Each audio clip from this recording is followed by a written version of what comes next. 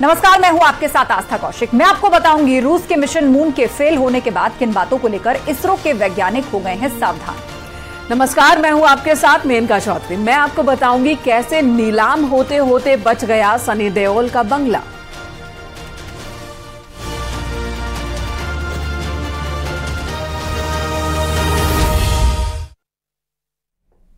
चंद्रयान से चांद की दूरी अब सिर्फ 25 किलोमीटर रह गई है। 23 अगस्त की शाम 6:04 पर चंद्रयान 3 लैंडिंग करेगा और चंद्रयान की लैंडिंग के आखिरी चंद मिनट अग्नि परीक्षा से कम नहीं।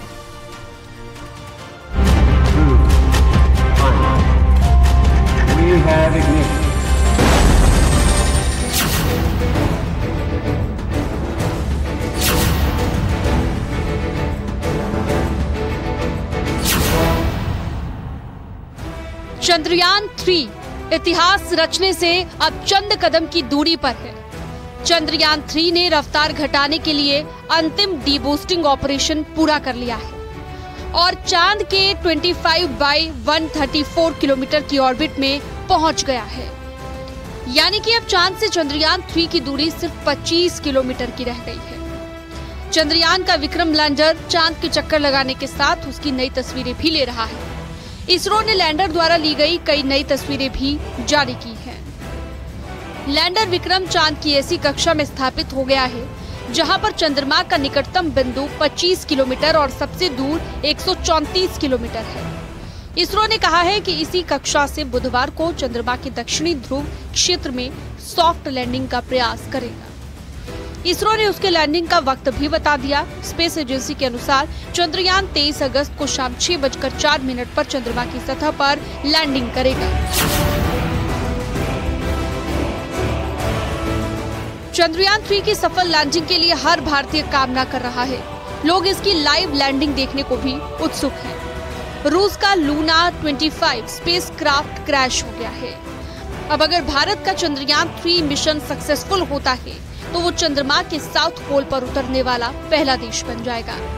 चंद्रयान 3 लगातार चंद्रमा के साउथ पोल की तस्वीरें भेज रहा है, यानी कि ऐसा इलाका जो पृथ्वी से कभी नहीं दिखता, उसकी तस्वीरें शेयर की है। Not only now, that is, we have been telling from the beginning, it is a landing is a very, very complex process. So even now also we are telling that the landing is a complex process. So, but nothing to do with the Russians' lander failure. But we have our own system, and we will be establishing a soft landing without any problem. 23 अगस्त की शाम को चंद्रयान 3 के lander को 25 kilometre की ऊंचाई से चांद की सतह पर पहुंचने में 15 से 20 मिनट लगेंगे। यही समय सबसे क्रिटिकल होने वाला है, जिसके बाद विक्रम लैंडर से रैंप के जरिए 6 पहियों वाला प्रज्ञान रोवर बाहर आएगा और इसरो से कमांड मिलते ही चांद की सतह पर चलेगा। इस दौरान इसके पहिए चांद की मिट्टी पर भारत के राष्ट्रीय चिन्ह अशोक स्तंभ और इसरो के लोगों की छाप छोड़ेंगे। भारत के चंद्रयान 3 के साथ ही रूस का लूना 25 भी मिशन मून पर निकला था। ये दावा किया जा रहा था कि लूना 25 चंद्रयान से पहले चांद पर पहुंचेगा, लेकिन चांद पर जाने का रूस का ये मिशन फेल हो गया। लूना 25 चांद पर क्रैश कर चुका है। बताया जा रहा है कि यान गलत ऑर्बिट में चला गया था, जिसकी वजह से यान क्रैश हो गया।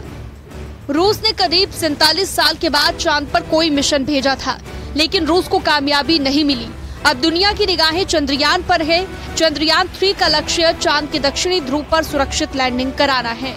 ये चंद्रमा का वो इलाका है जहां पर अभी तक कोई भी लैंडर नहीं उतर पाया है। चंद्रयान 3 ये सफलता हासिल कर दुनिया को भारत की क्षमता दिखाएगा। Bureau report, news 18।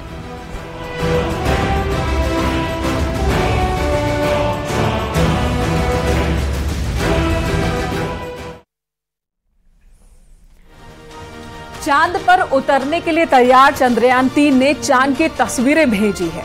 ये चांद के उस हिस्से की तस्वीरें हैं जो धरती से दिखाई नहीं देती।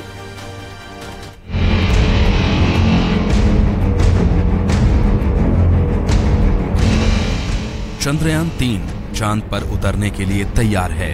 23 अगस्त को शाम 6:04 पर ये चांद की सतह पर लैंड करेगा। इससे पहले चंद्रयान ने चांद के फॉर साइड की तस्वीरों को भी भेजा। ये चांद का वो हिस्सा है जो धरती से नहीं दिखता। इसरो ने सोशल मीडिया प्लेटफॉर्म एक्स पर इन तस्वीरों को शेयर किया। लैंडर के lunar hazard detection and avoidance camera ने इन तस्वीरों को कैप्चर किया है। इस कैमरे के बारे में बताते हुए इसरो ने लिखा कि ये कैमरा लैंडर के नीचे उतरने के दौरान सुरक्षित लैंडिंग एरिया का पता लगाने में मदद करेगा। भारत अंतरिक्ष में इतिहास रचने से सिर्फ एक कदम दूर है।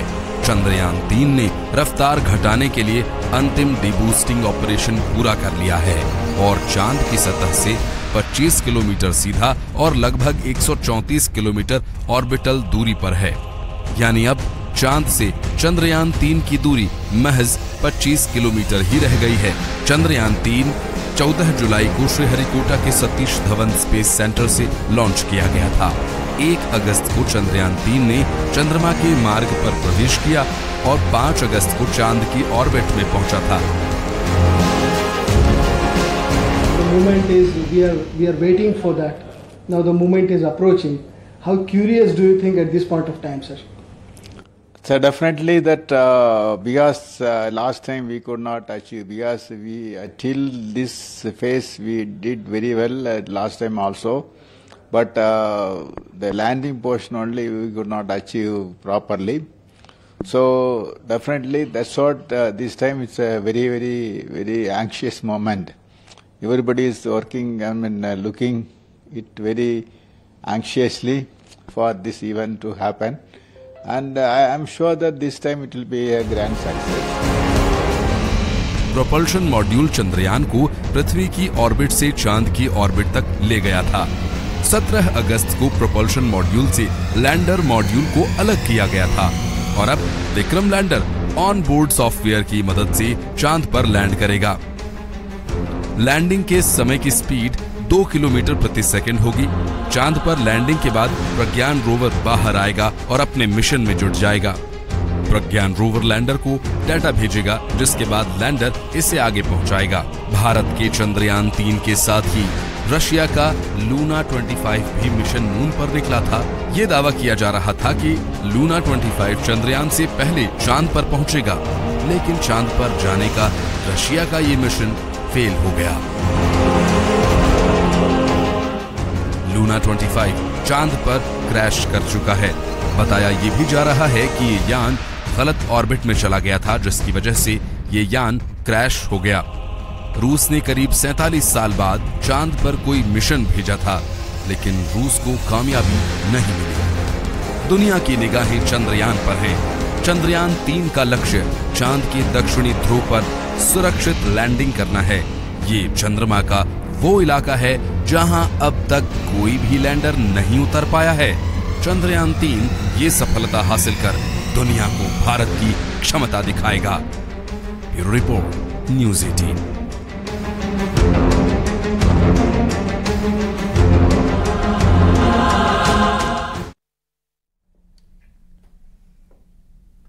रूस के मून मिशन के फेल होने के बाद इसरो के वैज्ञानिक कई चीजों पर खास नजर बनाए हैं।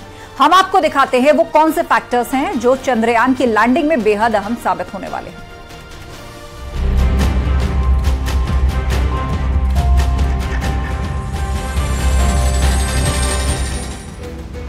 इसरो ने जानकारी दी है कि चंद्रयान 2 मिशन के ऑर्बिटर और चंद्रयान 3 के लैंडर के बीच संपर्क स्थापित हो गया है। 2-वे कम्युनिकेशन के स्थापित होने के बाद ऑर्बिटर ने लैंडर से कहा, स्वागत है दोस्त। मिशन चंद्रयान 3 से जुड़ी ये बड़ी खबर है। इस बार चंद्रयान के साथ ऑर्बिटर नहीं भेजा गया था। चंद्रयान 2 का ऑर्बिटर पहले से ही मौजूद था, लेकिन इसरो के वैज्ञानिक रूस के मिशन लूना के फेल होने के बाद खासी सावधानी बरत रहे हैं। सबसे बड़ा सवाल ये है कि रूस का लूना 25 क्या जल्दबाजी का शिकार हो गया? क्या शॉर्टकट रास्ता पकड़ने के चक्कर में वो क्रैश हो गया? पूरी दुनिया के वैज्ञानिक ये जानते हैं कि चांद की सतह पर उसके ऑर्बिट से उतरना आसान नहीं है। दूरी, ग्रेविटी, वर्टिकल लैंडिंग कराते समय इंजन का सही मात्रा में प्रेशर क्रिएट करना, यानी कि थ्रस्टर्स का सही तरीके से ऑन रहना, नेविगेशन सही मिलना, लैंडिंग की जगह समतल होना, ये वो तमाम पैरामीटर हैं जो सही होने चाहिए। यानी कि लैंडिंग के आखिरी कुछ मिनट बेहद अहम होने वाले हैं। चांद पर पिछले 7 दशकों में अब तक 111 मिशन भेजे गए हैं, जिनमें से 66 सफल हुए हैं, 41 फेल हुए, 8 को आंशिक सफलता मिली। जी माधवन नायर भी इस बात को बोल चुके हैं कि मून मिशन के सफल होने की संभावना 50% रहती है। चंद्रयान के लैंडर मॉड्यूल की सफल लैंडिंग के बाद भारत का नाम इतिहास में दर्ज हो जाएगा। इसी के साथ ही चंद्रयान कई नई चीजों की खोज कर सकेगा, जैसे कि चांद पर प्लाज्मा, सतह की गर्मी, पानी की मौजूदगी की उम्मीद, भूकंप और चांद की डायनामिक्स की स्टडी। अब पूरी दुनिया की नजरें चंद्रयान 3 पर टिकी हुई हैं, खासकर रूस के मिशन मून के फेल होने के बाद। Bureau report, news 18। आपको शायद यकीन ना हो, लेकिन सनी देओल के सामने ऐसी स्थिति बन गई थी कि उनका जुहू वाला बंगला नीलाम हो जाए, लेकिन बंगला फिलहाल नीलाम होने से बच गया है। देखिए ये रिपोर्ट।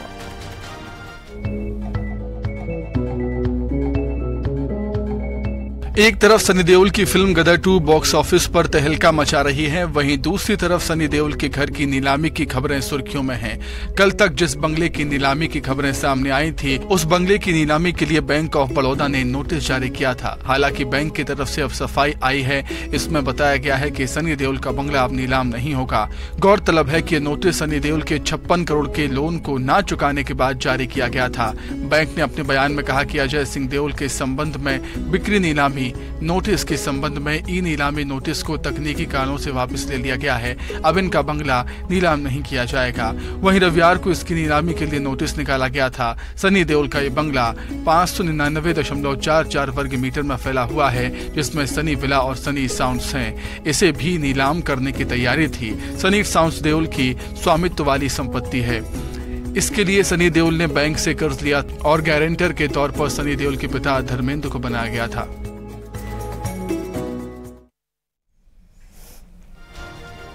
सीमा हैदर का पति गुलाम हैदर रो रहा है। वो अपने बच्चों से मिलना चाहता है। उसका कहना है कि वो बच्चों से मिलने भारत आना चाहता है।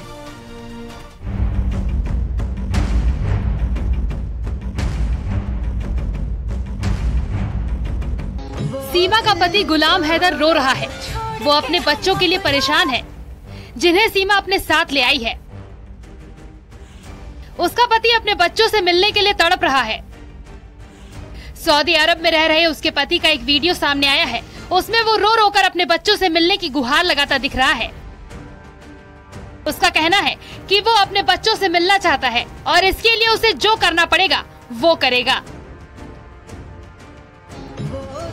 गुलाम को अपने बच्चों की याद सता रही है और वो उनकी याद में फूट फूट कर रोने लगता है। हाल ही में जब गुलाम से उसके बच्चों के बारे में पूछा गया तो उसके आंखों से आंसू छलक पड़े। गुलाम का कहना है चाहे कुछ हो जाए वो अपने बच्चों से मिलकर ही रहेगा। वो भारत आना चाहता है। नोएडा आकर अपने बच्चों को देखना चाहता है। गुलाम का कहना है कि सीमा और उसके बीच जो कुछ हुआ उसकी सजा बच्चों को नहीं मिलनी चाहिए। एक तरफ सीमा का पति हैदर बच्चों के लिए रो रहा है, तो वहीं दूसरी तरफ सीमा सचिन के लिए उपवास रख रही है, त्योहार मना रही है, सचिन की लंबी आयु की कामना कर रही है। एक वीडियो में सीमा मांग में सिंदूर और बिंदी लगाकर तुलसी पूजा करते हुए दिखाई दी। वीडियो सोशल मीडिया पर वायरल हो रहा है। इसमें वो हिंदुस्तान जिंदाबाद और जय श्री राम के नारे लगाते भी दिखाई दे रही है।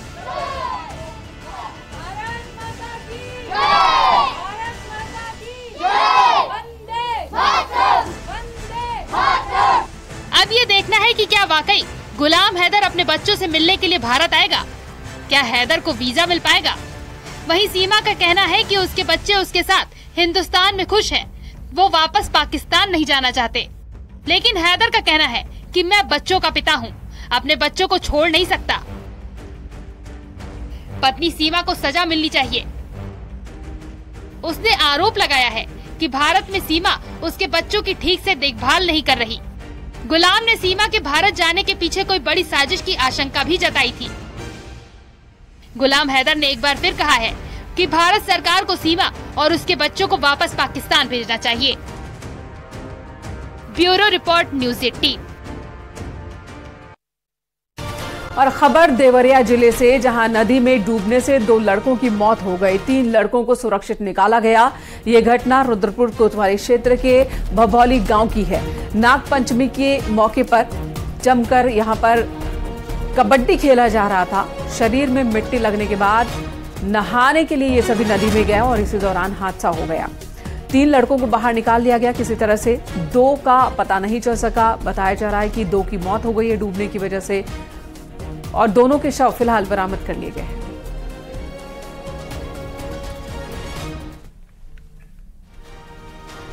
हाथरस में बदलते मौसम के बीच बुखार से काफी लोग पीड़ित हो रहे हैं। अस्पताल में हर दिन मरीजों की संख्या बढ़ रही है। पर्चा काउंटर से लेकर डॉक्टर के चैंबर्स तक मरीजों की भारी भीड़ देखने को मिल रही है। बुखार, उल्टी, लूज मोशन जैसी बीमारी को ध्यान में रखते हुए स्वास्थ्य विभाग अब अलर्ट पर है।